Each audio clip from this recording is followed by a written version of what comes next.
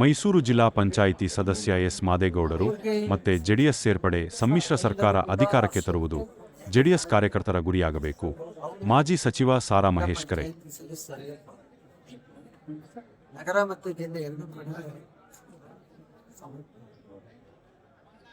ಕುಮಾರಣ್ಣರವ್ರ ಮೇಲೆ 2018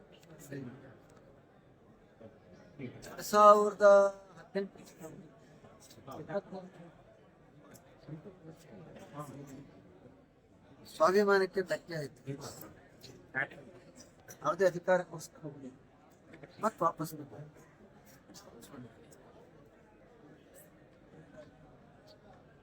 ಸಮ್ಮಿಶ್ರ ಸರ್ಕಾರ ಚಾಮುಂಡೇಶ್ವರಿ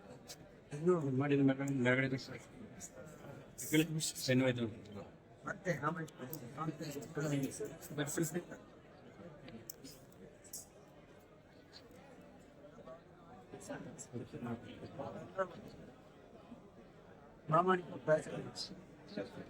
ರಾಜೀನಾಮೆ ವಿಚಾರ ಸಿಎಂ ಅಬ್ರಾಮ್ ಅವರು ರಾಜೀನಾಮೆ ನೀಡಿದ್ದಾರೆ. ಅದು ಬಗ್ಗೆ ಕಾವೇರಿ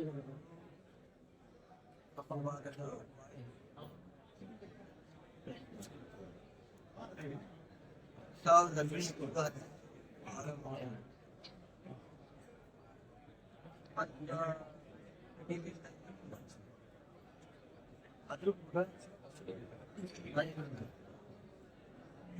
ನಾವು ಕೂಡ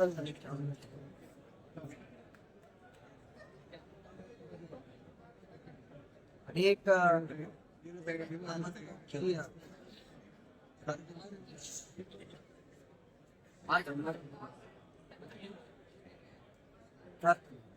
ಮಾದೇಗೌಡರು ಮತ್ತೆ ಬೆಳಿ ಪಕ್ಷಕ್ಕೆ ಬಂದಿದ್ದಾರೆ. ತಮ್ಗೆ ತಮ್ಮ ಪಕ್ಷಕ್ಕೆ ಎಷ್ಟು ಗೆಲುವು ಬಾಂಧವ್ಯ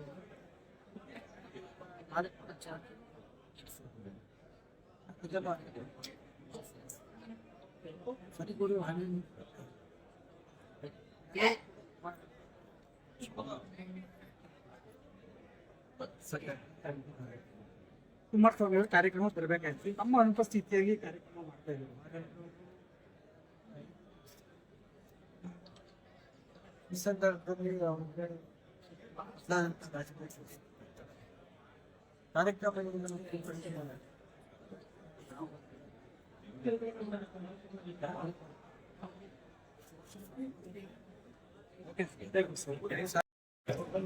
ನಾವು ದುಡ್ಡು ಮಕ್ಕಳಿಗೆ ಹಳ್ಳಿ ಮನೆ ಏನು ಪಕ್ಷ ಭಾವಿಸ್ತೀವಿ.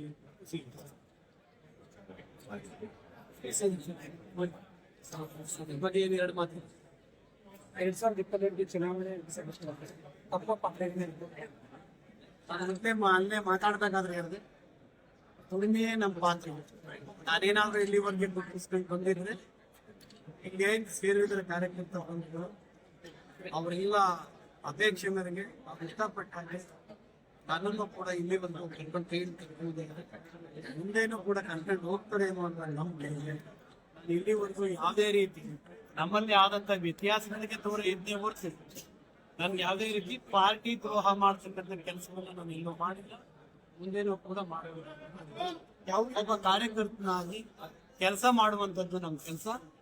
ಮುಂದಿನ ನಮ್ಮ ರಾಜ್ಯದ ನಾಯಕರು ಕುಮಾರಣ್ಣ ಆಗಿರ್ಬೋದು, ದೇವೇಗೌಡ ಆಗಿರ್ಬೋದು, ನಿಖಿಲ್ ಕುಮಾರಸ್ವಾಮಿ ಅವರಾಗಿರ್ಬೋದು, ನಮ್ಮ ಈಗ ಮಾತಾಡಿದಂಥ ಮಾಜಿ ಸಚಿವರಾದಂಥ ಸಿದ್ದರಾಮಯ್ಯ ಆಗಿರ್ಬೋದು, ಎಲ್ಲ ಸೇರಿ ಕುಂತ್ಕೊಂಡು